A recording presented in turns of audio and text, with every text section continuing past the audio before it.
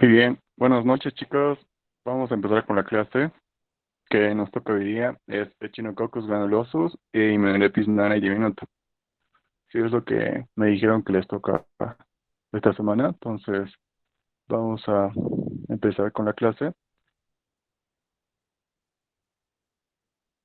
Muy bien, entonces, como en la anterior clase, estas son dos enfermedades diferentes, ¿sí? Y están causadas por dos parásitos diferentes. Entonces, primero vamos a empezar con Echinococcus granulosus. Y como ven en la pantalla, tiene que ver mucho con los perros, ¿sí? Si tienen problemas eh, en el sonido o algo, o en la imagen, me pueden decir por mensaje si es que no se ve algo o si es que no se escucha. Me dijeron que no se escucha, digo que no se ve la pantalla. ¿Todos ven la pantalla o no pueden ver la pantalla?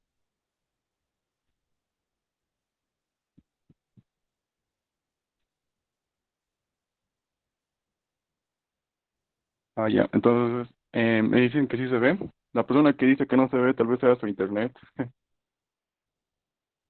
Ok, sigamos entonces. Entonces, como decía, esta enfermedad causada por este parásito de Echinococcus granulosus tiene que ver mucho con los perros, ¿sí? Entonces, como siempre, como les dije ya la anterior clase, es que siempre les preguntan la taxonomía del parásito, ¿sí? Entonces, ustedes tienen que saber a qué reino pertenece, a qué filum y todo eso, y eso vamos a ver. El reino es el mismo que el anterior, es el reino animal, ¿sí? Vamos a continuar con el filo en Platenminto. Recuerden que los Platenmintos son dos enmintos planos, ¿sí? No olviden eso. Vamos a continuar otra vez con la clase sexta, ¿sí? Eh, Todo el primer rote son clases sexta, entonces no tienen que perderse en eso. Y el género cambia. Esta vez el género es Echinococcus, ¿sí? Las especies de Echinococcus son aproximadamente 9 especies, ¿sí? Pero las que vamos a estudiar o la que nos interesa a nosotros principalmente es Echinococcus granulosus y les van a preguntar eso. ¿Sí? ¿Por qué Echinococcus granulosus? Porque se encuentra en nuestro país y es la más común que parasita al hombre. Multilocularis, Vogel y Oligartos también parasitan al hombre, pero no, no tanto como granulosos, ¿ya? Y algo que es pregunta de examen, sobre todo de doctora Durán, es que existen 10 genotipos, ¿sí? En esta especie de Echinococcus granulosus. De estos 10 genotipos, el genotipo más frecuente es el G1, ¿sí? Entonces, si les preguntan, van a poner G1. ¿Por qué? Porque está presente en nuestro país y es el más frecuente, ¿sí? Muy bien, sigamos. Entonces, antes de empezar, bueno, para seguir la clase tienen que saber una cosa. Este parásito de Echinococcus granulosus va a ocasionar dos enfermedades, ¿sí? La primera es echinococosis, pero la echinococosis la va a causar en el hospedador definitivo. ¿Y quién es el hospedador definitivo? Es el perro, ¿sí? Entonces, si les preguntan en quiénes se desarrolla la echinococosis, van a poner en el perro, no en el hombre, ¿sí? Hiratidosis. ¿En quiénes se desarrolla la hiratidosis? Ahora sí es en el hospedador intermediario. Una cosa más que tienen que diferenciar es que la echinococosis, que es producida en los perros, la va a producir el parásito, pero en su estado adulto, mientras que en la hiratidosis la va a producir también el parásito, pero en su estado larvario. Entonces recuerden, echinococosis lo va a causar en los perros, la enfermedad que causa en los perros, hiratidosis, la enfermedad que causa en el hombre. No solamente en el hombre, en el hospedador intermediario. Más adelante vamos a ver quiénes son los hospedadores intermediarios aparte del hombre. Al igual que la teniasis, Bolivia es un país endémico de esta parasitosis, es decir, que la enfermedad está en nuestro país, pero los casos no superan la normalidad, ¿sí? Entonces tenemos el recuento de casos en lo esperado, ¿sí? No llega a ser una epidemia. Y muy importante también es pregunta de examen, es de gran impacto económico en la ganadería, ¿sí? Afecta demasiado a las personas que se dedican a la ganadería. Entonces ahí vemos en la pantalla cómo es la enfermedad de la hidatidosis, la que ven en la imagen izquierda, ¿sí? Ese es un hígado. Entonces si ven esos huecos, pues bueno, no esos huecos, esas bolitas, Eso es hidatidosis, ¿sí? Y la echinococosis, pues lo que vemos ahí lo causa el perro. Sigamos entonces. Como siempre, vamos a empezar primero con la morfología. Es algo que tienen que dominar y tienen que saber. Vamos a empezar con la forma biológica adulta. Estos adultos de Echinococcus granulosus aproximadamente miden de 4 a 6 milímetros, pero no es un dato exacto porque también en otros libros dicen que mide hasta 1 centímetro. Sí, igual que la taenia, este parásito de Echinococcus es hermafrodita, es decir, que tiene los dos aparatos reproductivos, ¿verdad?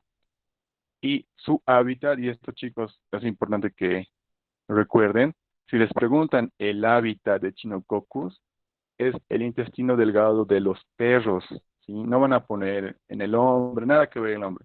Si les preguntan hábitat, ponen intestino delgado de los perros. Ahí siempre se confunden. Ahora, si les preguntan hábitat en el hombre, ya es otra cosa. Pero si solamente les preguntan hábitat, en el hospedador definitivo, es intestino delgado de los perros. Porque como ya dije, el adulto está en los perros. Muy bien. Al igual que Taenia, este tiene un escólex, o también llamado cabeza. Este tiene forma piriforme, como vemos aquí en la imagen, como un alfiler, ¿verdad? Tiene cuatro ventosas igual para sostenerse, posee un rostelo y igual posee una doble corona de ganchos, ¿sí? Entonces es muy parecido a Taenia, solamente que es más pequeño, ¿sí? Porque dijimos que Taenia llegaba a medir metros, mientras que este solo mide 4 a 6 milímetros, máximo 1 centímetro. Entonces es la diferencia, el tamaño, pero morfológicamente se parecen, ¿sí? Sigamos, el cuello es corto y como Taenia les dije que está formado por células pluripotenciales, es decir, la capacidad que va a tener de poder originar los demás proglótides. Y sigamos con el cuerpo y estróbilo, ¿sí? El cuerpo y estróbilo está formado por 3 a 4 proglótides, ¿sí? No es como Taenia. Taenia podría desarrollar miles y cientos de proglótides. Este parásito, Echinococcus granulosus, solo tiene 4 máximo en número de proglótides. Y este cuerpo estróbilo generalmente se lo va a observar colgadito en el intestino, porque como el parásito se sostiene con su escólex, eso va a estar oculto en sus vellosidades. Pero, ¿qué es lo que vamos a ver? Vamos a ver precisamente este cuerpo, este estróbilo flotando en el intestino, como ven en la imagen de aquí arriba, ¿sí? Ven que el escólex está dentro de las vellosidades intestinales. Ups, se me fue. Dentro de las vellosidades intestinales, pero su cuerpo o estróbilo se está viendo, ¿sí? Está saliendo. Eso es lo que podemos ver. Entonces, recuerden eso. Ahora, ¿cuáles son las características de estas proglótides? Las proglótides inmaduras pueden ser una o dos, por eso pueden llegar a ser cuatro, ¿sí? Pero las inmaduras generalmente solamente son una. ¿Cómo son las maduras? En las maduras vamos a encontrar los órganos reproductivos ya totalmente desarrollados. Y por último, la proglótide grávide, al igual que en Taenia, que hemos visto la anterior semana, va a tener los huevos, ¿sí? En este caso van a ser poquitos, porque recuerden que en Taenia dijimos que los huevos eran de 80.000 a 100.000, ¿verdad? Entonces, en este parásito no es así. La carga parasitaria de este parásito es mucho más baja. Tiene solamente de 500 a 800 huevos en un libro que maneja la cátedra y en otro libro nos menciona que llegan de 800 a 1500. Ahí me equivoqué, no 150, a 1500. Y la proglótide grávide es la que es la que es más grande de las tres, ¿sí? Generalmente ocupa un tercio de todo el tamaño del parásito. Entonces, es importante, chicos, que siempre hagan esta comparación que estoy haciendo, ¿sí? Siempre comparen parásitos, porque así va a entrar en su examen, en su parcial y en su final. Todo es comparación. Entonces, no es que por haber avanzado ya Taenia se olviden de Taenia. Tienen que compararlo con los parásitos. Por eso estoy haciendo las comparaciones para que recuerden, ¿sí? Muy bien, sigamos con el huevo. El huevo es muy parecido, es casi idéntico a lo que hemos visto en huevo de Taenia solium, ¿sí? Es un poco más pequeño porque mide de 30 a 35 micrómetros, el de Tania medía más de 40 micrómetros, ¿verdad? Igual presenta las mismas capas que Tania, tres capas que van a rodear la oncósfera, ¿verdad? En la oncósfera hemos dicho que vamos a ver tres pares de ganchos, igual se aplica a este parásito, igual vamos a ver tres pares de ganchos en la oncósfera, en el centro. Y es importante esto porque igual les preguntan dónde se encuentra el huevo, dónde vamos a encontrarlo. Vamos a encontrarlo en las heces fecales de los perros, ¿sí? Es eso que puedan recordar. Muy bien, sigamos con la otra forma biológica que es el embrión hexacanto, también llamado oncósfera o metacéstode. A veces los tratan de confundir con estos términos, ¿sí? A veces les ponen el examen oncósfera, o a veces les ponen metacéstode, o a veces les ponen embrión hexacanto. Es lo mismo. Este embrión va a emerger del intestino delgado, ¿sí? O sea, después de que ingrese al estómago, pierda sus capas, pues va a estar en el intestino delgado y va a penetrar el intestino delgado llegando a la circulación, ¿sí? Entonces, esta es otra pregunta, por eso le puse en rojo. ¿Cuál es la forma invasiva del parásito de Echinococcus granulosus? Es el embrión hexacanto. ¿A qué se refiere con forma invasiva? Aquella forma biológica que penetra órganos, que invade órganos. Entonces, es el embrión hexacanto el que va a realizar esta acción. Entonces, si les preguntan cuál es la forma invasiva, es el embrión hexacanto, porque una vez que se libera de sus tres capas, va a penetrar en el intestino delgado y puede dirigirse a cualquier tejido, ¿sí? Y ahí vemos una imagen del huevo que es similar a lo que les dije que es esta ñ. Antes de pasar, el dato importante es que nosotros nunca vamos a ver huevos, si no nos interesan los huevos. ¿Por qué? Porque el hospedador definitivo en esta enfermedad, bueno, en este parásito, es el perro, si no son los hombres. Y como el hospedador definitivo es el perro, el que va a liberar huevos son los perros. Y no nos importa a nosotros porque no somos veterinarios, somos médicos. Entonces, no vamos a ver nunca huevos, si a menos que hagamos, no sé, un estudio o algo, pero clínicamente nunca vamos a ver huevos. Sigamos, esta es la forma más importante, por eso esta parte, es la hidátide, ¿sí? La forma biológica hidátide. No se van a hacer lío tampoco con el nombre hidátide, porque hidátide solamente es el estado larval, ¿sí? Esa es la larva. Le puse hidátide porque así le ponen los exámenes y así se le llama, pero es el estado larval, entonces es lo mismo. Esta hidátide se va a encontrar en el hospedador intermediario y en el hospedador intermediario occidental. Vamos a ver más adelante quiénes son estos dos, pero les voy adelantando que el hospedador intermediario occidental es el hombre y el hospedador intermediario son los herbívoros, que vamos a ver más adelante. Pero si les preguntan en qué hospedador se encuentran estos, es, es en el hospedador intermediario, la hidátide, ¿sí? O la larva. Las partes de una hidátide, ¿sí? Son dos, continente o pared y contenido. ¿En qué consiste el continente o pared? Como ya lo dice pared, ¿verdad? Es la membrana que lo recubre. Entonces, esta pared o este continente tiene dos capas. Una capa externa, también denominada cuticular y laminar. Tienen que saber esto porque igual suelen confundir con estos términos. O capa interna, también llamada membrana prolígera y germinativa. Y esta es la más importante, ¿sí? La membrana prolígera o germinativa. Vamos al otro lado, es el contenido. ¿Cuál es el contenido? Está conformado por el líquido hidatídico y por la arenilla hidatídica. ¿Sí? Más adelante vamos a explicar mejor. Y otra cosa, una hidátide más la membrana adventicia forma el quiste hidatídico. Entonces, es pregunta de examen, ¿sí? ¿Cuándo se forma un quiste hidatídico? Cuando aparece la membrana adventicia. La membrana adventicia aparece como una respuesta del sistema inmune de lo que es el hombre o el hospedador. Entonces, ¿qué es lo que pasa? Que forma un tejido fibroso en respuesta a este parásito y al formar este tejido fibroso lo enquistiza, pucha, se me fue la palabra. Al formar este tejido fibroso forma un quiste, ¿sí? Con esta hidátide, ¿sí? Lo trata de aislar. Entonces, por eso se llama quiste hidatídico. Si no tiene la membrana adventicia, se llama solamente hidátide. Si ya tiene la membrana adventicia, ya cambia de nombre a quiste hidatídico. Vamos a subir. Muy bien, como les dije, tenemos que saber bien las características de estos componentes. Vamos a continuar con lo que es el continente y la pared. Primero, la capa cuticular o laminar o capa externa que les dije es delgada, es blanquecina. Esta capa sirve de barrera para evitar que ingresen bacterias, también para evitar la respuesta inmune del hospedador y también sirve para evitar el mecanismo de acción de algunos fármacos, ¿sí? Está conformado por, está conformado por muchas sustancias, chicos, aproximadamente 19 sustancias, pero los más importantes son proteínas y mucopolisacáridos. Aproximadamente el grosor de esta capa es de 0,5 milímetros, ¿sí? Y Esta capa es la que permite el paso de nutrientes al interior de la hidátide. ¿Sí? Vamos a ver más adelante cómo es una hidátide. Ahorita se van a dar cuenta más, se van a dar cuenta mejor. Muy bien, sigamos con la capa interna o también llamada prolígera, que les dije que era la más importante. ¿Sí? ¿Por qué es la más importante? Porque a partir de esta membrana prolígera se van a generar elementos importantes del parásito para desarrollar lo que es el quiste hidatídico. Se van a formar vesículas prolígeras. Esta membrana mide 10 micrómetros y es de aspecto amarillento granuloso. Muy bien.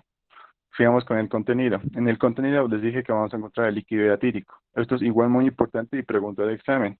¿Por qué es importante el líquido hidatídico? Porque este es la sustancia más antigénica que puede presentar este parásito.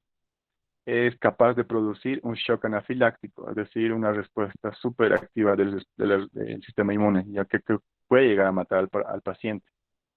Tiene un pH de 7.4, 98% de este líquido hidatídico es agua, ¿sí? Y, y el 2% restante va a estar conformado por mucopolisacáridos, colesterol, aminoácidos y muchas cosas más. También este contenido está formado por la arenilla hidatídica y a la vez la arenilla hidatídica está formado por otros componentes, como son las vesículas prolígeras, los escólices, las vesículas hijas y los ganchos, que ahorita vamos a verlos con más relevancia. Muy bien, aquí está. Arenilla hidatídica. Les dije, ¿verdad? Está conformada por vesículas prolígeras, escólices, ganchos y vesículas hijas. ¿Qué son las vesículas prolígeras? ¿Sí? Estas primeramente tienen que saber que se forman por reproducción asexual, por el mecanismo de gemación. Hemos visto esto en generalidades, ¿verdad? Estas son pequeñas vesículas unidas por un pedículo. Imagínense pequeñas bolsitas, ¿sí? Unidas por un pedazo a esta hidátide. Van a medir aproximadamente de 250 a 500 micrómetros. Y estas vesículas prolígeras, y esto es pregunta de examen igual, van a contener de 2 a 60 escólices. Sí, ahorita vamos a ver qué son las escólices. Las escólices, también llamadas protoescólices, no se van a hacer problema con eso. A diferencia de las vesículas prolígeras, se forman por brotamiento. Son ovoides y morfológicamente vamos a ver que tienen 4 ventosas y una doble corona de ganchos invaginadas, ¿sí? O sea, van a estar por dentro, todavía no van a estar afuera. Y importante es que estas escolices van a ser las que van a originar nuevas hidátides o van a originar nuevos parásitos adultos, ¿sí? Y esta, aquí una pregunta de examen típica igual. Estas escolices se dividen en dos, o bueno, hay de dos clases, ortoescólices y metaescólices. ¿Quiénes son los ortoescólices? Son aquellos escólices que tienen bastante glucógeno, ¿sí? O sea, y el tener glucógeno, pues les ayuda para poder hacer sus diferentes procesos metabólicos, por lo tanto son escólices viables, ¿sí? Mientras que los metaescólices son pobres en glucógeno, y al ser pobres en glucógeno, pues mueren, ¿sí? Y al morir dejan libres sus ganchos, o sea, la doble corona de ganchos que tiene, ¿verdad? Muy bien, esta arenilla diatídica también está compuesta por ganchos, dije. Los ganchos, como les dije, se originan cuando hay lisios de escólisis, generalmente de las metaescólisis porque tienen poco glucógeno. ¿Qué más? Son útiles en el diagnóstico microscópico, nos van a ayudar a poder diagnosticar esta enfermedad, porque cuando llevamos al microscopio, más adelante vamos a ver qué es lo que es una vómica, pero cuando llevamos al microscopio vamos a ver estos ganchos y nos pueden ayudar a saber qué es. Estamos hablando de una Echinococcus granulosa. Está conformada por vesículas hijas, que son como pequeñas hidátides, ¿sí? Que tienen la misma estructura de la hidátide, pueden reproducirse, pero la mayoría son infértiles y pueden ser endógenas o exógenas, que vamos a ver más adelante con un dibujo de una mejor manera. Algo importante que en la arenilla hidatídica generalmente 1 centímetro cúbico contiene cerca de 40.000 protoescólices, ¿sí? Y una hidátide, chicos, puede llegar a tener hasta 6 centímetros cúbicos de arenilla hidatídica. Entonces imagínense la cantidad de escólices que puede haber en una hidátide, ¿sí? Entonces les pueden preguntar esto. En 1 centímetro cúbico hay 40.000 protoescólices. ¿Y cuántos centímetros cúbicos tiene la hidátide? Aproximadamente tiene 6 centímetros cúbicos, ¿sí? Entonces son muchos los escólices que pueden estar en esta arenilla hidatídica. Muy bien, aquí entonces vamos a entender mejor cómo es una hidátide, ¿sí? Esto es la hidátide, chicos, ¿sí? Es como un pequeño quiste, ¿verdad? ¿Ven acá? Entonces, aquí está todo lo que les mencioné. Aquí están las vesículas prolígeras, ya que se están formando. Estas son las vesículas prolígeras. Dentro de las vesículas prolígeras vamos a encontrar lo que les dije, que son las vesículas hijas, la arenilla datírica y todo lo que ya vimos anteriormente. Aquí están las vesículas hijas, que les dije que pueden ser endógenas, o sea, dentro de la hidátide, o pueden ser exógenas, pueden formarse fuera de la hidátide. Muy bien, ¿qué más dijimos que podemos encontrar? Aquí adentro está lleno de líquido hidatídico, ¿sí? Y también está lleno de escólices, de ganchos, ¿sí? ¿Por qué? Porque como les dije, los metaescólices, que son los que tienen poco glucógeno, revientan. Y al reventar, liberan sus componentes. Y uno de sus componentes son ganchos. Entonces, por eso vamos a encontrar restos de membrana, vamos a encontrar vesículas, vamos a encontrar ganchos, ¿sí? Y esas preguntas de examen les van a decir qué encontramos en la arenilla diatírica y ustedes ponen todo esto, les ponen vesículas hijas, ponen escólisis, ponen ganchos, restos de membrana y todo eso, ¿sí? Entonces, esto es la hidátide, chicos. Es el quiste que se forma en los tejidos por este parásito. Y aquí vemos una imagen real. Estos son pequeñas, bueno, son distintas hidátides de diferentes tamaños, ¿sí? Entonces, ojalá que les haya quedado más claro con esta imagen. Como siempre, tenemos que saber y dominar el ciclo biológico. Si ustedes dominan el ciclo biológico, pues van a entender muy bien la enfermedad y ya no se les va a complicar tanto. Entonces, empecemos. El hospedador definitivo es el perro. Dijimos eso. Este, este perro que está parasitado ya tiene la infección, va a eliminar proglótides grávides o huevos en las heces. Es muy parecido a lo que pasaba en el ciclo biológico de teniosis, ¿verdad? Dijimos que en el ciclo biológico de teniosis, ¿quién liberaba huevos? Era el hombre, porque el hombre era el hospedador definitivo. Pero aquí, al ser el perro el hospedador definitivo, es él el que libera huevos. Entonces los huevos van a ir con las heces. El hospedador intermediario, ¿quiénes son? El hospedador intermediario son todos los animales herbívoros, chicos, pero sobre todo destacamos la participación del ganado ovino, es decir, las ovejas, y el ganado vacuno, es decir, las vacas. Entonces, estos hospedadores intermediarios van a ingerir los huevos que estaban en las heces de los perros, igual en el medio ambiente o por aguas residuales, ¿sí? Una vez que este hospedador intermediario haya consumido estos huevos, va a pasar lo mismo, ¿sí? Por la acción de los jugos gástricos y las sales biliares van a romper el embrióforo del huevo de Echinococcus y van a liberar las oncósferas.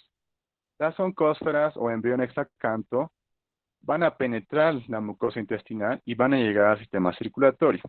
Una vez que lleguen al sistema circulatorio, van a pasar por una primera barrera, que es el hígado.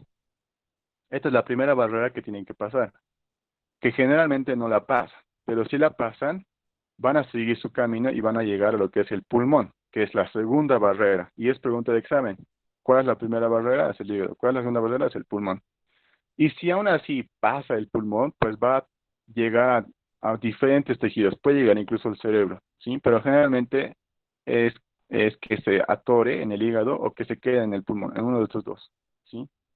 Sigamos entonces, posteriormente los hospedadores intermediarios, es decir, las ovejas o las vacas van a ser faenados. ¿Qué quiere decir? Que los van a matar, ¿verdad? Mm, para el consumo de las personas. ¿Y qué es lo que hacen? Pues las vísceras generalmente se las dan a los perros, las venden, ¿verdad? Pero cuando ven que hay estos quistes, pues las dan a los perros para que se lo coman. Entonces imagínense que estas vísceras están pues contaminadas, ya tienen estos quistes que hemos mencionado, estos quistes hidratíricos. Y se repite el ciclo, porque el hospedador efectivo, es decir, el perro, cuando come estas vísceras con estos quistes, pues va a liberar el escólisis. Y dijimos que los escólisis van a ser los que van a dar origen a los parásitos adultos. Entonces el perro va a comer estas vísceras crudas y va a liberar las escólisis que van a originar adultos. Y aquí viene, o aquí interviene el hombre. El hombre va a ingerir los huevos al convivir con los perros, ¿sí? O al consumir alimentos o agua contaminada. ¿Cómo va a convivir con los perros? Pues acariciándolos, jugando con ellos, ¿verdad? Y cuando hace esto, pues lo más probable es que se contamine con estos huevos. ¿Por qué? Porque se lleva la mano a la boca. Y una vez que se lleva el huevo a la boca, pues ingiere los huevos y se repite el ciclo que hemos visto en el hospedador intermediario, ¿sí? Va a ir, estos huevos van a ir al intestino delgado, se va a romper sus tres capas, van a liberarlo a la oncósfera, va a llegar a la sangre y va a dirigirse al hígado o al pulmón. Es lo mismo. Pero ¿cuál es la diferencia? Que el hombre es hospedador intermedio accidental. Y si nosotros recordamos en los conceptos que hemos mencionado en generalidades, dijimos que un hospedador es accidental cuando se rompe el ciclo biológico, ¿verdad? ¿Qué quiere decir eso? Que el parásito solo llega hasta ahí, ya no cumple su ciclo biológico. ¿Por qué? Porque en el hombre no va a existir canibalismo. Para que el parásito siga con su ciclo, otro hombre debería cometer canibalismo, es decir, comerse a esa persona infectada para seguir el ciclo del parásito. Pero como eso no ocurre, por eso el hombre es un hospedador accidental. Entonces, eso es pregunta de examen. ¿Por qué el hospedador intermediario es decir, las ovejas y las vacas, cumplen su ciclo biológico? Porque las comemos y sigue el ciclo biológico. Pero ¿qué pasa en el hombre? Que no sucede eso, porque no hay canibalismo, entonces se corta el ciclo biológico, el parásito llega solo hasta ahí. Solo llega hasta ser quiste hidratídico, ya no va a ya no va a llegar a ser adulto, a eso me refiero, ¿sí? Entonces van a preguntar eso y esas preguntas de examen fija. Aquí tengo un video para que lo puedan entender de una mejor manera, ¿sí? Entonces, como les dije, el perro, es el que es el hospedador definitivo, es el que va a tener las formas adultas de este parásito. Ahí vemos la forma adulta del parásito. Va a liberar huevos, pues con las heces, ¿verdad? Ahí vemos las heces ya con los huevos del parásito. Estos van a estar tanto en agua como en los pastizales, e incluso en el propio pelaje del perro. Entonces, ¿qué es lo que pasa? Que estos huevos tienen gran resistencia, pueden vivir varios meses, ¿sí? Pueden estar ahí en el pasto o en las aguas, pueden vivir mucho tiempo, como vemos en el video, y pues, como les dije, van a ser consumidos por los hospedadores intermediarios, que son bastantes, ¿sí? Pero los que destacamos más son las ovejas y las vacas, bueno, al menos en nuestro medio. ¿Qué es lo que pasa después? Que estos van a desarrollar estos quistes, estas hidatides que les dije, tanto en el hígado como en el pulmón, la primera y la segunda barrera. Sí, entonces vemos ahí cómo van creciendo estos quistes hidatídicos, especialmente en lo que es hígado y pulmón. Muy bien.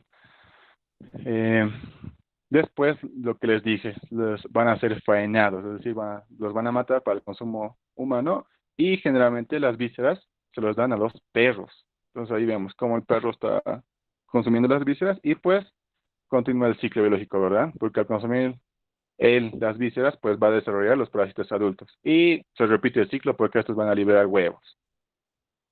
Entonces, ese es el ciclo biológico de Echinococcus granulosos. Y ahí vemos cómo se repiten lo que les dije. Y esto no solamente pasa en el área rural, también pasa en el área urbana. ¿Sí? ¿Por qué? Porque nosotros consumimos generalmente alimentos que vienen del área rural. Entonces, y nosotros no lo lavamos y nos contagiamos. O también una persona del área urbana se puede contagiar al visitar las áreas rurales, ¿no? A veces las familias van de paseo al campo, entonces igual no tienen cuidado y pues se contaminan con este parásito. Ahí tenemos el ciclo lógico que ya, bueno, ya con el video y con la explicación que les di ya les debe quedar más claro, ¿verdad? Muy bien, entonces, aquí las preguntas de exámenes que les hacen siempre. ¿Quién es el hospedador definitivo? Es el perro, ¿ya? Son los canes. Aquí también entrarían los lobos, pero bueno, no son importantes para nosotros. Ahora, esto es una pregunta de examen típica. ¿Cómo es la especificidad de especie en cuanto a su hospedador definitivo? Es alta. ¿Por qué? Porque este parásito parasita de manera exclusiva al perro. Entonces, por eso decimos que la especificidad de especie de este parásito es alta. Pero, ¿qué pasa con el hospedador intermediario? El hospedador intermediario dijimos que son los animales herbívoros. Destacamos los ovinos y los vacunos y también los camélidos. ¿Por qué los llamamos hospedador intermediario habitual? Porque generalmente ellos son los que son parasitados ya por este parásito. Y su especialidad de especie en cuanto a su hospedadero intermediario es baja. ¿Por qué? Porque no hay una exclusividad, si no es como en el caso del hospedador definitivo, que solamente parasita perros. En el caso del hospedador intermediario, no hay esa exclusividad de solamente infectar ovejas o de solamente infectar vacas, ¿no? Como hemos visto en el video, pueden ser varios animales. Entonces, por eso, la especificidad de especie en cuanto a su hospedador intermediario habitual es baja. ¿Y quién es el hospedador intermediario accidental? Es el hombre. Sí, ya dijimos, ¿por qué? Porque en el hombre el ciclo se corta, ya solo llega hasta ser quiste y ahí termina su ciclo, ya no llega a ser adulto, ¿por qué? Porque no hay canibalismo. Recuerden eso, les van a preguntar. Muy bien, otras preguntas que les hacen habitualmente. Esta es una enfermedad zoonótica, es una zoonosis. ¿Qué quiere decir eso? Que esta parasitosis se transmite de animales a hombre y del hombre al animal. Entonces, es una zoonosis porque se transmite de los animales al hombre. La vía de infección es oral, ¿sí? Porque ingerimos los huevos, ya sea por distintos mecanismos. Mecanismos de infección, la ingesta de alimentos contaminados o agua contaminada con huevos de echinococcus granulosos, así tienen que poner. O acariciando los perros o dejarse lamer la cara, así como está en la imagen, ¿sí? Porque recuerden que los perros, pues se lamen el área del ano, ¿verdad? Entonces, su lengua está llena de huevos de este parásito, si es que se dejan lamber, después se contamina. Tipo de infección, heteroinfección. ¿Por qué? Porque la parasitosis se transmite a partir de otro hospedador, ¿sí? Ciclo biológico es heteroxeno porque se necesita más de un hospedador. No solamente se necesita un solo hospedador, se necesitan más. En este caso está el definitivo y el intermediario, por eso es heteroxeno. ¿Cuál es el hábitat? Aquí está lo que les dije. Es el intestino delgado de los perros. Si les ponen, con esa exactitud, las microvellosidades del intestino delgado del perro, en el hospedador definitivo. Si les preguntan cuál es el hábitat en el hospedador intermediario, ya pues ponen lo que es el hígado o el pulmón. En nuestro caso, que somos hospedador intermediario occidental, hígado o pulmón. ¿Cuál es la fuente de infección? O sea, aquella partida a cual se propaga la infección son los perros. ¿Por qué? Porque si ellos están propagando la infección al depositar sus heces en diferentes lugares y pues ya eso se va a las aguas, alimentos, a los animales y todo eso. Entonces, por eso la fuente de infección es el perro. Estas son preguntas que generalmente siempre les hacen, ¿sí? Entonces recuerden este recuadro. Muy bien, sigamos con la patogenia. Sí, ¿cuáles son las acciones patógenas de este parásito de Echinococcus granulosos? A partir de ahora vamos a hablar, chicos, de lo que pasa en el hombre. Ya no nos importa lo que pasa en el perro, porque como les dije, no nos interesa esa parte, solamente nos interesa lo que pasa en el hombre. Entonces, específicamente estamos hablando ahorita de hidatidosis. Ya no, dejemos de lado la echinococosis, que es del perro. Vamos a hablar de la hidatidosis, o sea, el estado larval del parásito, qué es lo que ocasiona en nosotros, porque el estado larval es el que está en el hombre, ¿verdad? Entonces, hablando de hidatidosis, las acciones que produce el parásito es acción mecánica compresiva. ¿Por qué? Porque la larva, al desarrollarse como hidatidae y como quiste, va a empezar a comprimir lo que es el hígado o el pulmón. En el caso del hígado, el tejido hepático es más resistente. Entonces, ¿qué quiere decir eso? Que va a presentar resistencia al crecimiento del quiste. ¿Qué quiere decir? Que los quistes hepáticos, que los quistes hidatídicos hepáticos van a ser más pequeños. ¿Por qué? Porque el tejido hepático es más resistente y no le va a permitir crecer más. Muy diferente a lo que pasa en el pulmón. ¿Por qué? El pulmón tiene un tejido menos resistente. Entonces, ¿qué quiere decir esto? Que si este parásito logra llegar al pulmón, el quiste va a ser mucho más grande. ¿Por qué? Porque la resistencia que está presentando el pulmón es baja. Entonces va a llegar a ser más grande. Muy bien, acción tóxica irritativa. ¿Por qué va a hacer una acción tóxica irritativa? Como les dije, el líquido hidatídico que les dije que está dentro de este hidatide, dentro de este quiste, es muy patógeno, es muy antigénico. ¿Qué quiere decir eso? Que rápidamente va a estimular la respuesta del sistema inmune. Entonces, por eso es tóxico, por eso es irritativo. Entonces, si les preguntan por qué acción tóxica irritativa, por el líquido hidatídico, cuando sale de este hidátide. Acción proinflamatoria, pues cuando este quiste llega al hígado o al pulmón, va a generar una respuesta inflamatoria, ¿sí? Y la acción inmunológica, la que les dije, ¿verdad? Si este líquido logra salir o se rompe el quiste, pues va a generar una acción inmunológica que es muy grave y vamos a ver más adelante por qué. Entonces, estas son las cuatro acciones patógenas que presenta el parásito. Sigamos. Manifestaciones clínicas. Ya. Entonces, generalmente esta enfermedad, chicos, es asintomática. Sí, en la mayoría de los casos es asintomática y ahorita vamos a ver por qué. Como les dije, generalmente el 60% se va a encontrar en hígado, o sea, 60% de todos estos quistes van a estar en el hígado. 20% van a llegar al pulmón y otro 20% va a llegar a diseminarse allá a diferentes tejidos, ya sea cerebro, músculo, ya globo ocular, todos lugares. Pero esto no son cifras exactas. Lo que se les tiene que quedar claro es que estos quistes generalmente van a estar en la primera barrera. ¿Cuál es la primera barrera? El hígado. Si le van a pasar, pues van a estar en el pulmón. ¿Sí? Entonces, hay mayor frecuencia en hígado y menor frecuencia en pulmón. Esta es una enfermedad silenciosa, como les dije. ¿Por qué es silenciosa y asintomática? Porque tiene un crecimiento lento. Estos quistes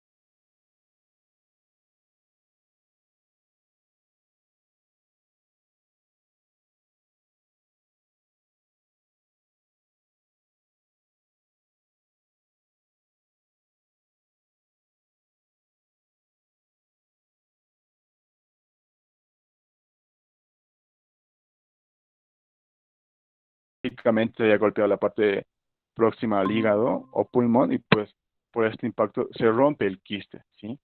Entonces, como se rompe el quiste, va a liberar todos sus componentes que hemos visto ahora, hasta ahora.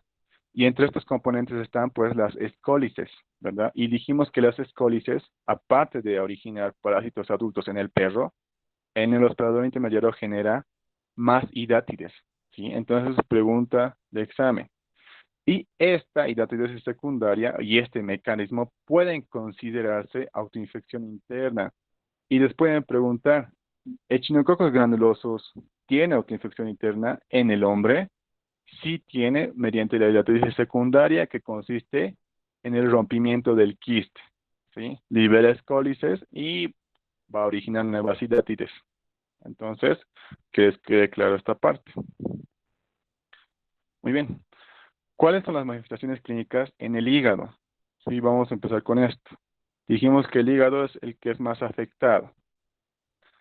En el hígado es de evolución silenciosa. ¿Por qué de evolución silenciosa? Porque por la razón que ya les mencioné, porque el hígado es un tejido más resistente, entonces no permite que el quiste crezca de una manera exuberante. Entonces los quistes en el hígado van a ser más pequeños.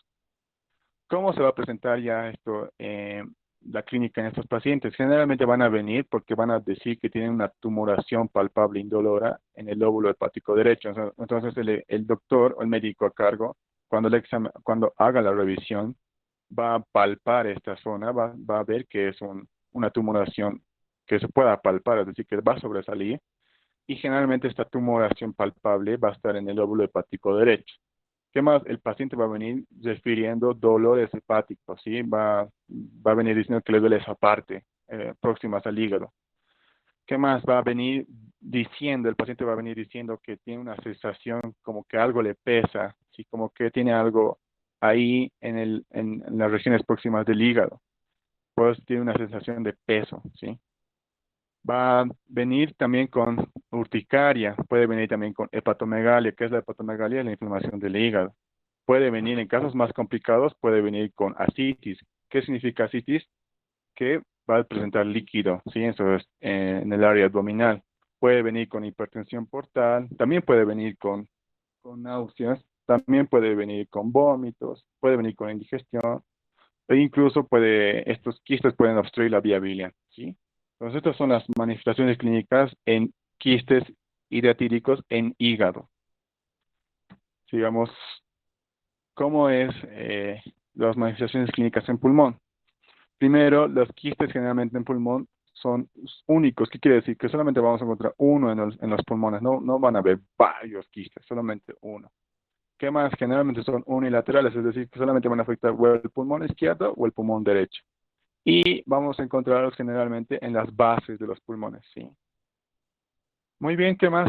Cuando haya quistes y diatídicos en el pulmón, generalmente el paciente va a venir con expectoración, ¿sí? Entonces va a venir con tos, va como que sacando flemas, eso es expectoración. ¿Qué más? Puede venir con disnea. ¿Qué quiere decir disnea? Pues falta de aire. ¿Qué refiere falta de aire? ¿Por qué? Porque va a haber una disminución de la ventilación pulmonar. Porque como les dije, en pulmón estos quistes pueden llegar a tener diámetros grandes, pueden llegar a medir hasta 30 centímetros, 20 centímetros. Entonces imagínense ese quiste que esté ahí en el pulmón, va a empezar a comprimir el pulmón y pues va a empezar a faltar el aire, ¿no? Va a empezar a comprimir incluso los bronquios y la vía ventilatoria, pues por eso va a venir el paciente con disnea. Muy bien, ¿qué más? El pulmón, en el pulmón, como les dije, como es un tejido menos resistente, pues el quiste va a tener una evolución rápida, va a crecer más rápido que lo que crecería en el hígado.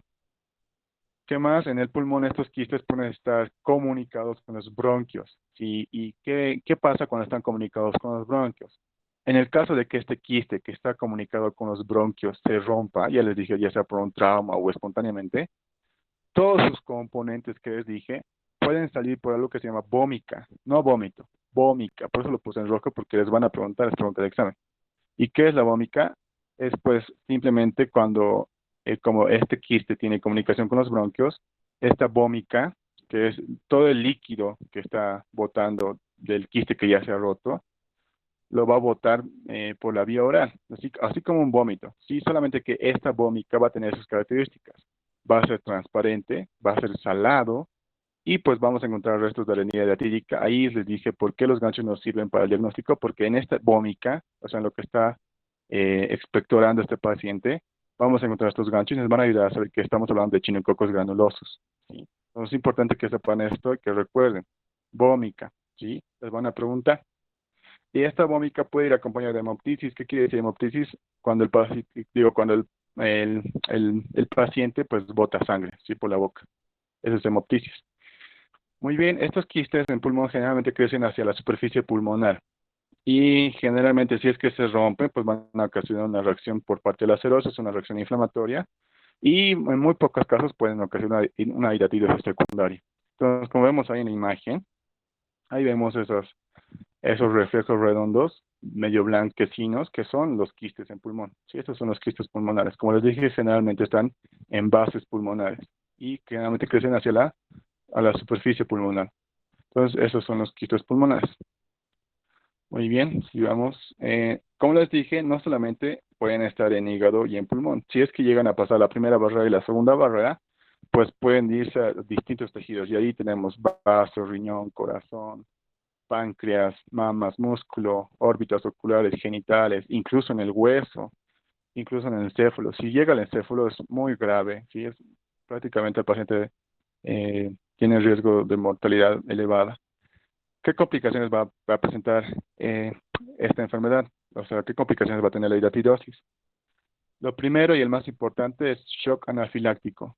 ¿Cuándo se va a producir un shock anafiláctico? Cuando el quiste se rompa, porque les dije que el líquido hidatídico que tiene el quiste es muy antigénico. Entonces, ¿qué quiere decir eso? Que va a ocasionar que la respuesta inmune del paciente sea bastante enorme y eso va a perjudicar al a la propia persona. Entonces eso se llama shock anafiláctico, ¿sí?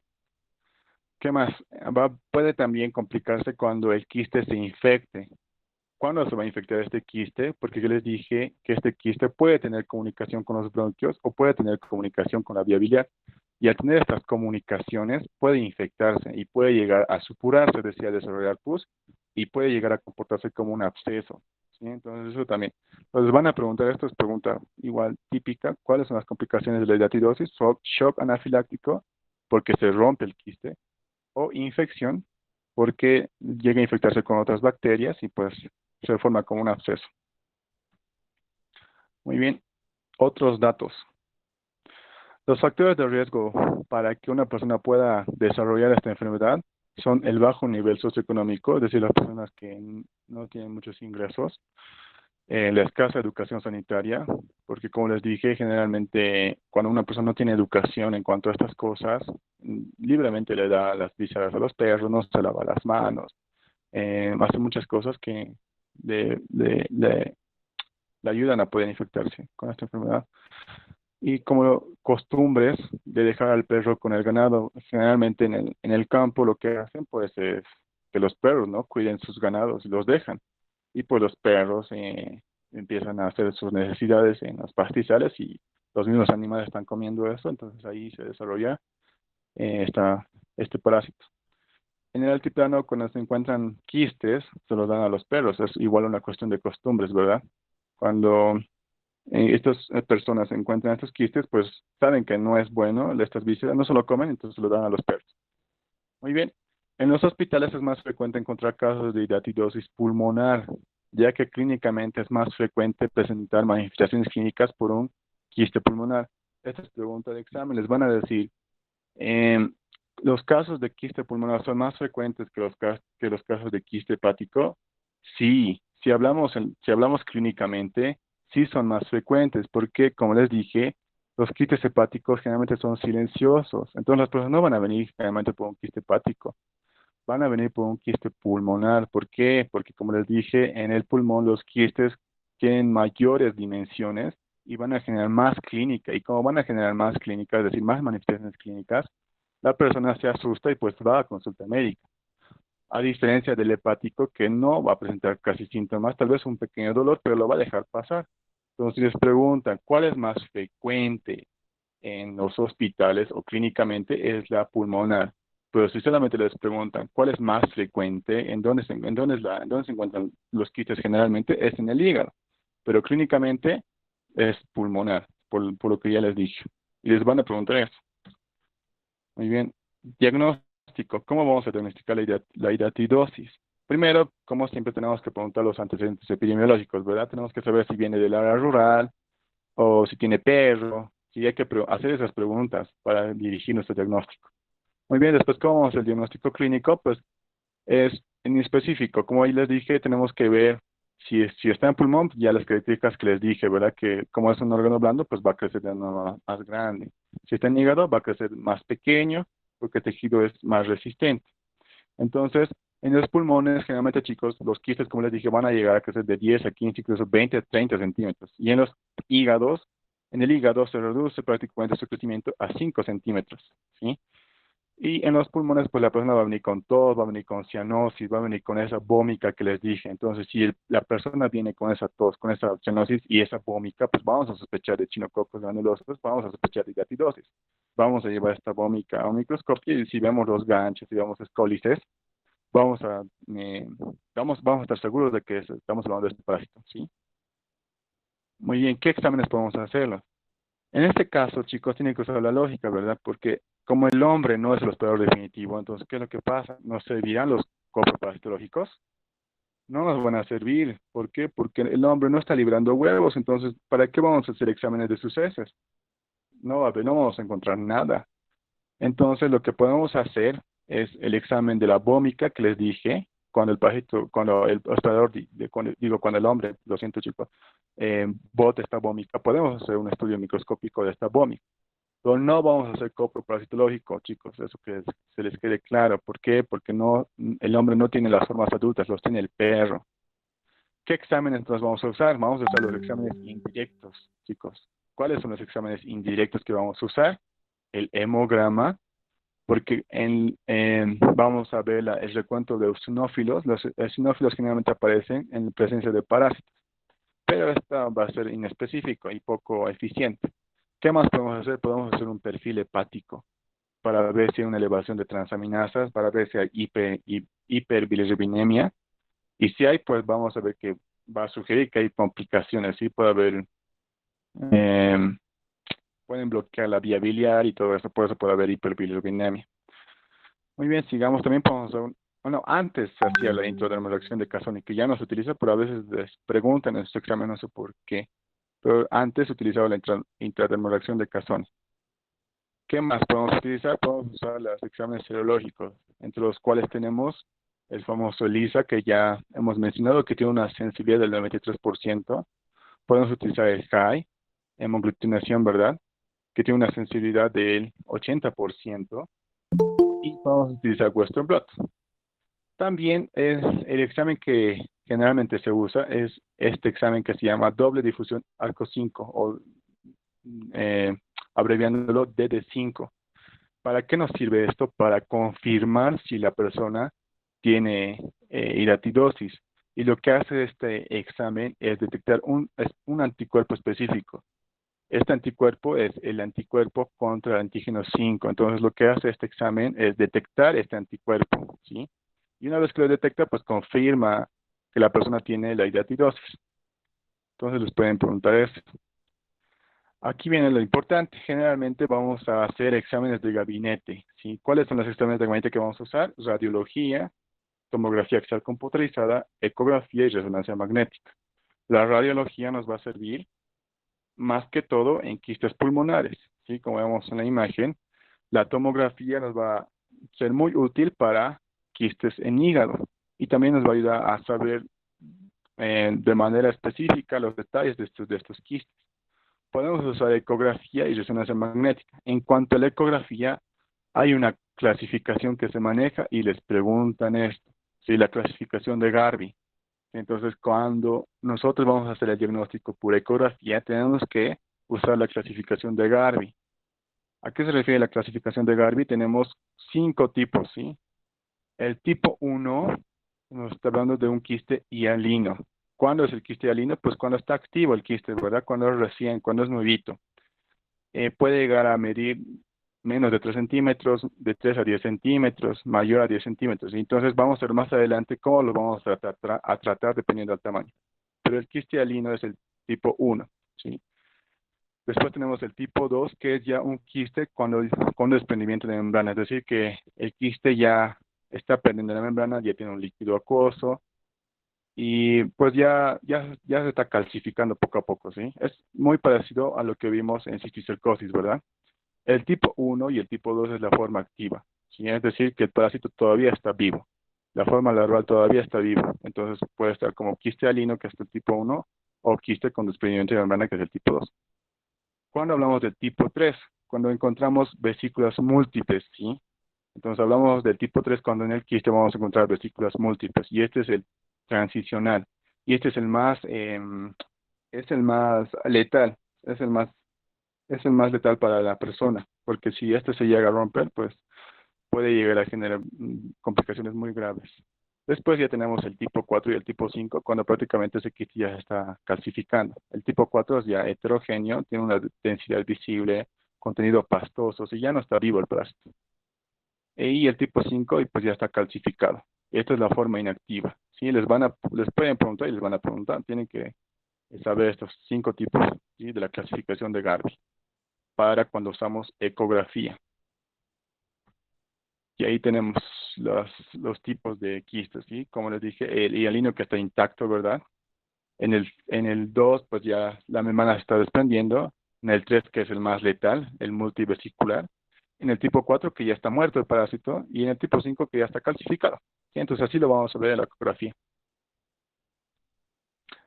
Muy bien, el tratamiento. ¿Cómo vamos a tratar la hidatidosis? Lo vamos a tratar de 3 maneras. Un tratamiento quirúrgico, un tratamiento por drenaje percutáneo y un tratamiento farmacológico. ¿Cuándo vamos a usar el quirúrgico?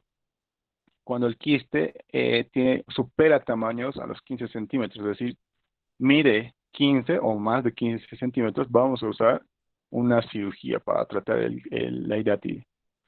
¿Qué más? ¿Cuándo? También cuando los quistes son complicados. ¿Cuándo es un quiste complicado? Pues cuando está obstruyendo la ventilación pulmonar, cuando está obstruyendo las vías biliares, esos son quistes complicados. ¿Cuándo más? Cuando vamos a usar tratamiento quirúrgico, cuando el quiste tenga riesgo de ruptura. Si eso lo vamos a ver con la ecografía, vamos a ver cómo está. Este tratamiento quirúrgico lo podemos hacer vía laparoscópica o abierta. Y el tratamiento quirúrgico la debemos combinar con un tratamiento farmacológico. Generalmente se usa el albendazol. ¿Para qué? Para prevenir que haya una hidatidosis secundaria, ¿sí? Drenaje percutáneo. ¿Cuándo vamos a usar el drenaje percutáneo? ¿O en qué consiste? Pues consiste en destruir la capa germinal, es decir, la proligera, y evacuar el contenido del quiste, es decir, evacuar su líquido hidratírico, evacuar las escólisis, las vesículas, evacuar todo eso. ¿Y cómo lo vamos a hacer? Vamos a utilizar una técnica que se llama PAIR. ¿En qué consiste PAIR? Es punción, aspiración, inyección y respiración. Entonces, mediante esta técnica vamos a hacer el drenaje percutáneo para drenar, como su nombre lo dice, el quiste y drenar todo su contenido.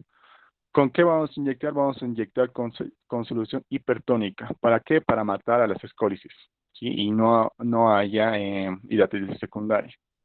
Esto es riesgoso porque lo que estamos haciendo es pinchar prácticamente el quiste, pues si pinchamos puede haber un riesgo de que el quiste se rompa y nos genere una hidatitis secundaria, entonces es riesgoso el drenaje percutáneo. ¿Cuándo se va a hacer el drenaje percutáneo? En pacientes inoperables, cuando los pacientes no se quieran operar, por ejemplo. No se hace en quiste pulmonar, obviamente, solamente lo vamos a hacer en quiste hepático. Y igualmente, como en el quirúrgico, tenemos que acompañarlo de tratamiento farmacológico, generalmente albendazol. ¿Cuál es el tratamiento farmacológico? Albendazol. ¿Sí? 10 a 15 miligramos por kilogramo día. Y se lo va a dar en quistes menores a 4 centímetros, generalmente en hígado, porque les dije que en el hígado generalmente los quistes llegan a medir solamente 5 centímetros. Entonces, para esos casos se da un tratamiento farmacológico para evitar una hidatitis secundaria y tratar de matar al parásito. Esos son lo que se hace en el tratamiento.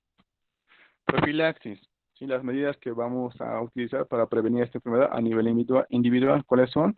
Pues igual tenemos que usar la lógica, chicos, porque si en este caso nos contagiamos consumiendo huevos, ¿cuáles van a ser las medidas? Pues obviamente lavado de manos, ¿verdad? Lavado de manos después de acariciar a los perros o jugar con ellos, lavado de manos antes y después de comer, lavar los alimentos antes de consumirlos, sobre todo aquellos que sabemos que vienen del área rural, como pueden ser verduras, frutas, todo eso. También una de las medidas de profilaxis que se aplican, pues es el proteger los alimentos de vectores mecánicos. ¿Qué quiere decir eso? Pues no sé, poner las frutas en un canastón, ¿verdad? Que tenga tapita. ¿Por qué? Para que no vengan las moscas. Porque las moscas pueden ir y posarse sobre las heces fecales de los perros y en sus patitas pues lleva los huevos y una vez que se posen sobre la fruta o sobre el pan, nosotros consumimos los huevos y nos infectamos, ¿verdad? Entonces por eso es importante proteger los alimentos de vectores mecánicos. Ya en generalidad hemos visto que son vectores mecánicos, que son aquellos que en sus patitas pueden llevar huevos o formas biológicas de parásitos. ¿Qué más? No alimentar a perros con vísceras crudas, ¿sí? Eso se aplicaría más en la rural, pero igual, ¿no? Generalmente para que podamos alimentar a los perros con estas vísceras deberíamos cocinarlas más o menos por unos 40 minutos y evitar que los perros ingresen a sembradíos, es decir, esa costumbre de que los perros cuiden el ganado debería evitarse. ¿Cuáles son las medidas de control? Las medidas de control, las medidas de prevención que se aplican a la población son las siguientes. Lo que se podría hacer es una desparasitación masiva de los perros con praziquantel. ¿Cuál es el fármaco que va a tratar a los perros? Es el praziquantel. Entonces, una medida de control sería desparasitarlos de este parásito con este fármaco. Eso es algo que tendría que hacer, como les dije, la alcaldía o la gobernación y todo eso. Muy bien, también un control estricto de los mataderos. ¿Por qué? Para que pues estas visas no se lleguen a vender, porque a veces se venden los hígados, ¿verdad? Y uno no hace el control de eso. ¿Qué más? La eliminación de mataderos clandestinos es importante y la educación a la población sobre el no alimentar a los perros con vísceras crudas. Esas son las medidas de control que se podrían realizar. Muy bien, hasta aquí llegamos con lo que es echinococosis, es decir, hidatidosis, ¿sí, chicos? No olviden eso, la echinococosis, la enfermedad de echinococosis es en el perro. ¿Cuál es la enfermedad del nombre? Es la hidatidosis. Entonces, eso. Hasta aquí es eso. Vamos a seguir con la siguiente enfermedad que nos toca, que es la himenolepiosis, chicos. ¿Y cuál es el parásito que va a causar esta enfermedad? Pues son dos, Hymenopilus nana y Hymenopilus diminuta, ¿sí? Entonces vamos a hablar como siempre, igual, la taxonomía, que comparte la taxonomía con los parásitos que ya hemos visto igual. Seguimos con platelmientos, seguimos con la clase Cestoda, la familia cambia obviamente y el género también, y las especies son dos, las que les mencioné, Hymenopilus nana y Hymenopilus diminuta, ¿sí? La más frecuente y la más importante para el hombre es la nana, ¿sí? O sea, nana y diminuta pueden infectar al hombre, pero la nana es la más importante y vamos a ver ahorita por qué, ¿sí? Entonces aquí, como dice, es una infección intestinal del hombre producida por el estadio adulto de estas especies, ¿sí? Muy bien, Immunolepis nana. Primero tenemos que saber que es una zoonosis, al igual que Echinococcus. ¿Qué quiere decir que es una zoonosis? Que se transmite la enfermedad de los animales al hombre. Ya esto es un poco de historia, lo van a poder repasar ya en sus casas. Este parásito puede cumplir su ciclo en un solo hospedador. Sí, o sea, este parásito puede cumplir toda su vida en un solo hospedador. Sí, eso es importante. Es el más común de todos los cestos, y esto es pregunta de parcial.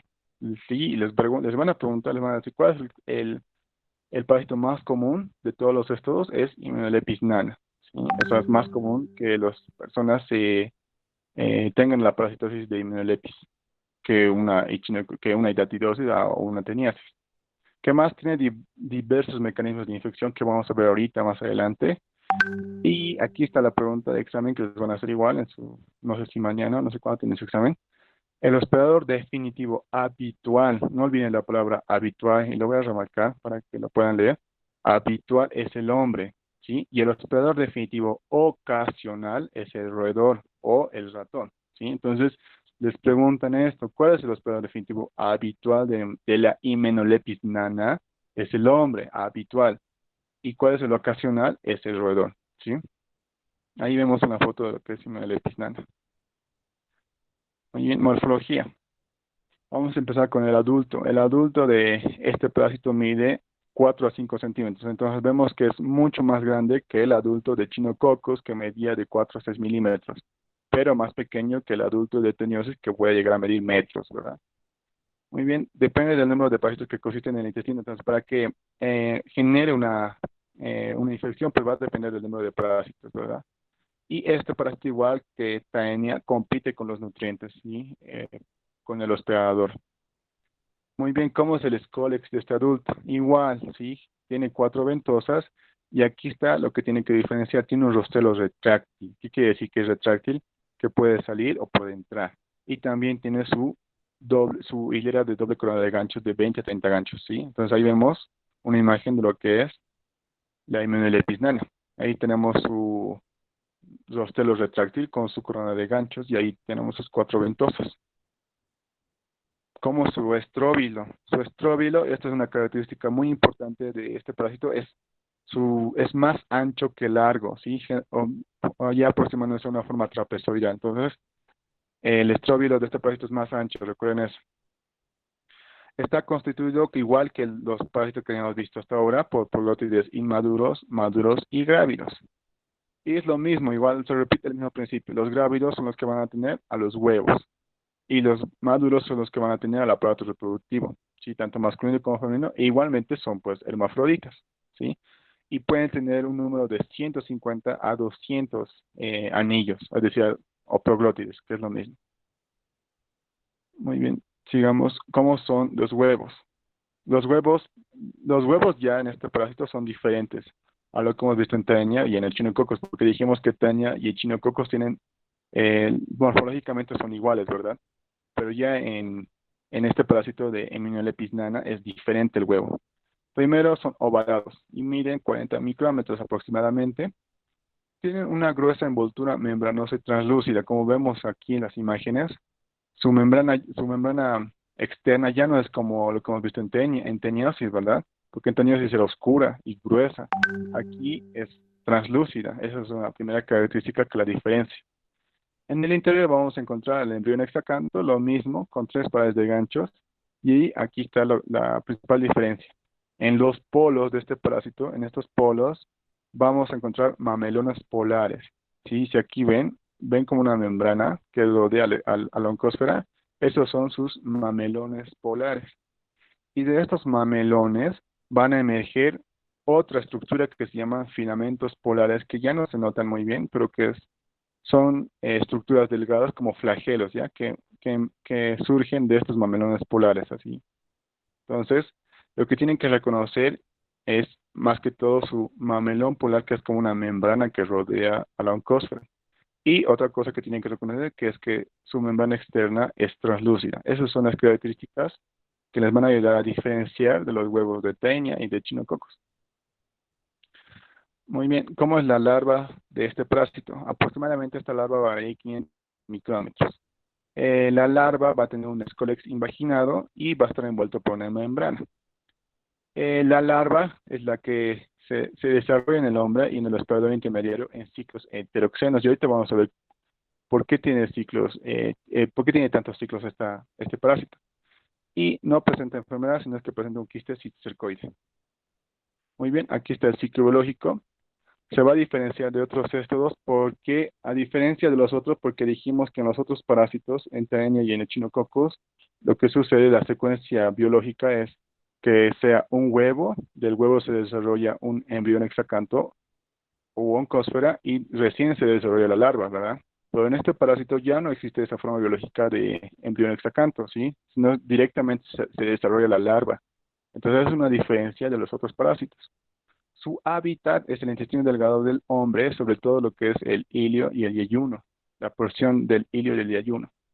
Y aquí está algo importante que tienen que saber, que este parásito tiene los tres ciclos. Puede tener un ciclo monoxeno, es decir, depende de un solo hospedador. Puede tener un ciclo heteroxeno, es decir, depende de más de un hospedador, es decir, dos o más. O puede tener un ciclo autóxeno, que quiere decir que no necesita salir del hospedador. ¿Sí? Vamos a ver por qué. Vamos a empezar con el ciclo monoxeno. ¿Cuándo hablamos de un ciclo monoxeno? Cuando el parásito va a eliminar los huevos en el intestino del hombre y estos van a salir con las heces, como siempre. Y por diversos mecanismos, ya sean contaminación fecal, ingesta de alimentos o agua contaminada, estos van a ingresar por vía oral. Y va a pasar lo mismo que ya hemos visto hasta ahora, ¿verdad? Los huevos van a ser desintegrados por los huevos gástricos, se va a liberar la oncósfera y esta oncósfera va a penetrar las vellosidades del yeyuno e ilio.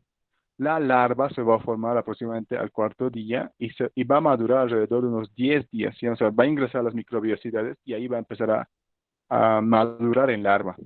Una vez que pasen estos días, pues el parásito va a salir de estas microvellosidades y va a adherirse a la mucosa intestinal, ¿sí? El mismo mecanismo que hemos visto en TN. Entonces, ¿qué va a pasar? Pues ya va a desarrollar su forma adulta y va a empezar a poner huevos. Generalmente va a pasar entre 20 a 30 días hasta que ponga los primeros huevos. Entonces, este mecanismo de ciclo monoxeno se va a dar más que todo por una autoinfección externa. Y dijimos que la autoinfección externa se va a dar por un mecanismo particular, que es el mecanismo de ano, mano, boca. Entonces, ¿qué es lo que pasa? Que las personas, pues, ya que tienen este parásito, van al baño, no se lavan las manos, comen con esas manos y se infectan ellos mismos. Otra vez, aumentan su carga parasitaria. Entonces, a eso se refiere con ciclo monoxeno, que desarrolla todo su ciclo en un solo hospedador. ¿Por qué?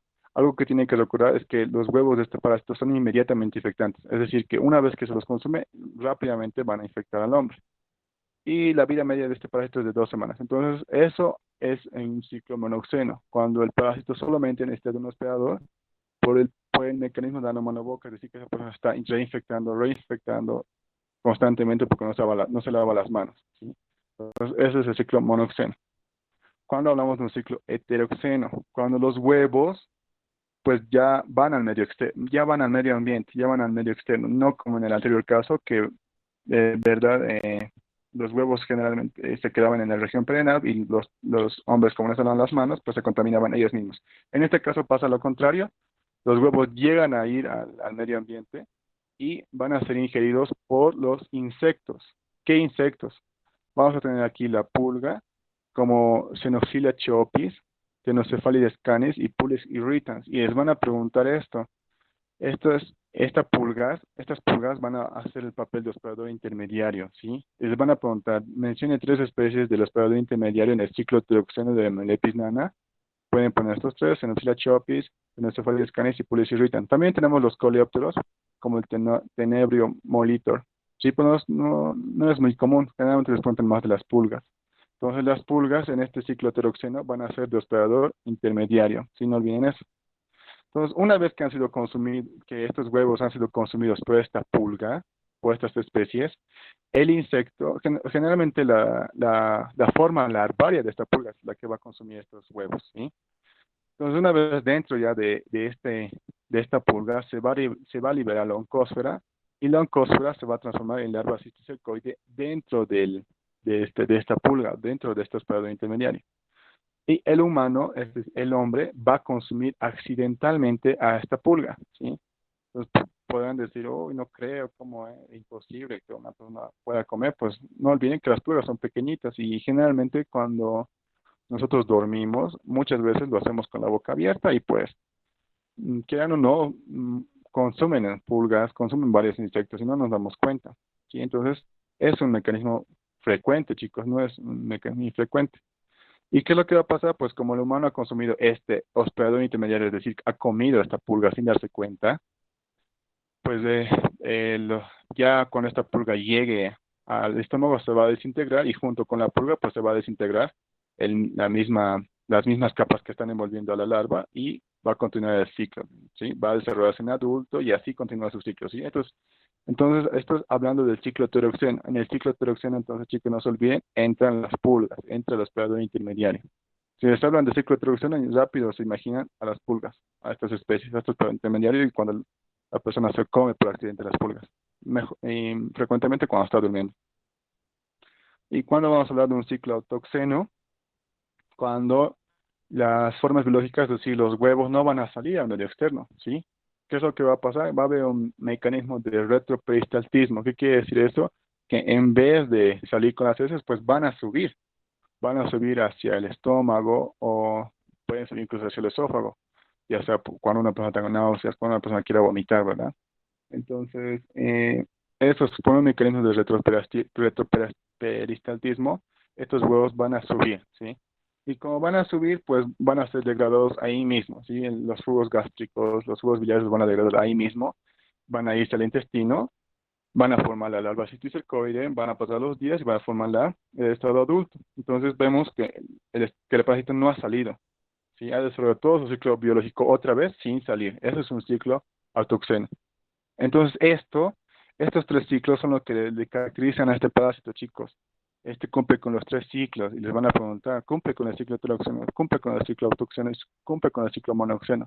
Y ya saben por qué. Ahí tenemos el ciclo biológico que ya les mencioné. Muy bien, ¿cuáles son los mecanismos de infección? Y eso igual les van a preguntar y tienen que tenerla clara. ¿Cuáles son los mecanismos de infección en una heteroinfección? ¿Ya? En una heteroinfección, los mecanismos de infección van a ser por dos vías. En las eh, heces fecales con huevos ingeridos por insectos. O sea, el mecanismo que les mencioné, ¿verdad? Que las larvas de las pulgas, de las especies que les mencioné, van a consumir estos huevos, ¿sí? Entonces, en este mecanismo, la forma infectante, chicos, es la larva cisticercoide. No se van a olvidar, en una heteroinfección, la forma infectante es la larva cisticercoide. ¿Por qué? Porque nosotros estamos comiendo la larva, no estamos comiendo directamente el huevo, estamos comiendo la larva cisticercoide, ¿verdad? Que está dentro del insecto. Entonces no van a olvidar eso. Muy bien. Y contaminación de huevos en alimentos o agua que consume el hombre. Entonces esta es la más frecuente, ¿sí? Cuando el agua o los alimentos van a estar contaminados con los huevos de miel epislana. Entonces aquí la forma infectante va a ser el huevo. Entonces cuando consumimos los insectos, la forma infectante es la larva cisticercoide y les van a preguntar, ¿sí? Muy bien, en una autoinfección interna, ¿cuál va a ser la forma infectante? Va a ser el huevo. Y en una autoinfección externa, ¿cuál va a ser la forma infectante? El huevo también. Entonces, si se dan cuenta, solamente en el ciclo heteroxeno o en la infección de heteroinfección, la forma infectante puede ser larva cisticercoide o puede ser huevo, ¿ya? Entonces, eso memorícenlo y apréndaselo porque les van a preguntar. ¿Cuáles son las acciones patógenas que va a realizar Immunolepis? Van a ser tres: acciones poliatriz, acción tóxico-irritativa y acción proinflamatoria. Acciones poliatriz porque el parásito, como les dije, va a competir con el hospedador por los nutrientes, es decir, que va a quitarle nutrientes. Acción tóxico-irritativa porque el parásito va a liberar sustancias tóxicas que irritan el epitelio intestinal y como irritan el epitelio intestinal, pues van a aumentar el peristaltismo y como van a aumentar el peristaltismo pueden generar diarrea y ¿Por qué acción proinflamatoria? Porque precisamente por estas sustancias tóxicas que van a irritar el epitelio intestinal, va a generar un mecanismo de inflamación. Entonces va a haber una colitis. ¿Qué más? Las manifestaciones clínicas que va a ocasionar este parásito. Generalmente la inmunolepiasis va a afectar más que todo a niños, ¿sí? Y la sintomatología va a depender, como les dije, del número de parásitos que estén en el hospedador. Si el número de parásitos que está en el hospedador es baja, pues generalmente los pacientes van a ser asintomáticos, no van a presentar síntomas. Si el número de parásitos va a ser mayor a, el número de huevos va a ser mayor a 1500 por gramo, es decir, que cuando hagamos el recuento de los huevos en las heces de las personas, llegamos a ver que es más de 1500 por gramo, la persona generalmente va a presentar dolor abdominal, ya va a presentar diarrea, va a presentar irritabilidad, alteraciones locales a nivel de la mucosa y raramente también puede presentar úlceras, ¿sí? Y si pues ya pues tiene muchos, pero muchos, una carga parasitaria exageradamente grande, puede presentar complicaciones más graves, y como los que vemos aquí, que es vómito, cefalea, fiebre y el más importante, convulsiones. Esto es pregunta de examen. ¿Cuál de todos los estos dos puede llegar a producir convulsiones? Aquí ya tenemos dos, Immunolepis nana y Citicercosis, ¿verdad? Entonces ya tenemos dos parásitos que les pueden preguntar de quién provoca convulsiones. ¿Cómo vamos a diagnosticar la aminolepiasis? Vamos a diagnosticarla con la técnica de Rich, sí que es la más importante. ¿Por qué? Porque como la Immunolepis nana tiene pocos huevos, porque les dije una vez que pueden tener de 500 a 800 huevos, entonces su carga parasitaria generalmente es baja. Y como no vamos a tener mucha muestra, la técnica de Ritchie nos va a ayudar a diagnosticar la enfermedad, porque la técnica de Ritchie, a pesar de que hay una baja carga parasitaria, igual nos va a diagnosticar el parásito. También podemos usar técnica de Cato-Cats, pero la técnica de Cato-Cats nos va a dar falsos negativos, ya estamos hablando en diagnóstico parasitológico, ¿verdad? Entonces nos puede decir que la persona está sin la enfermedad cuando en realidad está con la enfermedad. Y para mejorar esta sensibilidad, es decir, para mejorar que la carga parasitaria es baja, entonces para tener una mejor muestra, podemos hacer un examen seriado, ¿sí? Para poder aumentar los parásitos en la muestra. El tratamiento va a ser farmacológico, podemos utilizar albendazol, podemos utilizar nitazoxanida y el más importante, el praziquantel. Pero el praziquantel solamente actúa sobre adultos y no va a actuar sobre las larvas. Eso es importante que lo sepan. Epidemiología, este parásito es cosmopolita. ¿Qué quiere decir que es cosmopolita? Que no necesariamente no necesariamente se encuentra en un ambiente, es decir, puede estar en diferentes ambientes, puede estar en el altiplano, puede estar en los valles, puede estar en el trópico, ¿sí? Entonces, eso significa que es cosmopolita, puede estar en diferentes lugares, pero es más frecuente encontrarlos en climas templados y subtropicales, es decir, van a tener mayor facilidad de desarrollarse en estos climas, pero aún así es cosmopolita, va a estar en todos los climas, ¿sí? Muy bien, generalmente la inmunodepresión, como les dije, afecta a los niños y como afecta a los niños con mayor frecuencia, pues va a estar presente en guarderías, va a estar presente en orfanatos, en instituciones con pacientes con deficiencias neurológicas o en lugares con bastante hacinamiento, como vemos en la imagen. Los huevos pueden sobrevivir 10 días después de ser eliminados, entonces vemos que pueden estar bastante tiempo en las heces fecales.